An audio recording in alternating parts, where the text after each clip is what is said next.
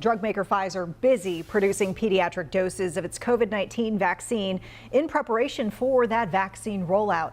Just yesterday, an FDA advisory panel approved the vaccine for children ages 5 to 11. The CDC is set to review the data next week, and if the shots get the green light, local providers say these doses could be available as soon as next Thursday.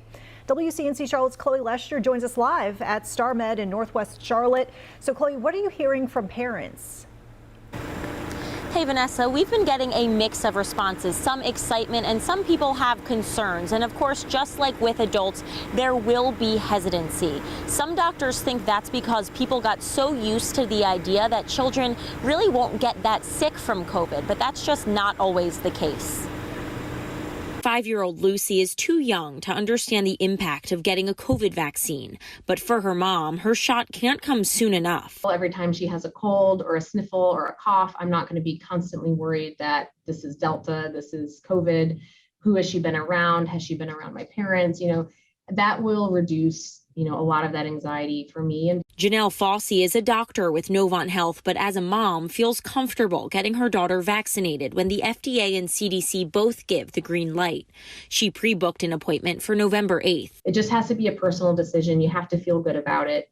But I do think it's the next step in trying to protect our kids. Kids make up 25% of all COVID cases. Most will have mild symptoms, but it's not guaranteed. But more importantly, if you look at all these kids that were hospitalized and see how many were in the ICU, all the kids that were in the ICU were the unvaccinated. Many parents are concerned about the lack of data on the long-term effects of a vaccine. Erin Smith works in healthcare and says parents in her kids' school come to her for advice. She's looking at the bigger picture, hoping a shot will give her kids some freedom back. There have been studies done and papers written about the increased incidence in depression, anxiety, eating disorders, suicide, suicidal thoughts, all from our kids being isolated and quarantined.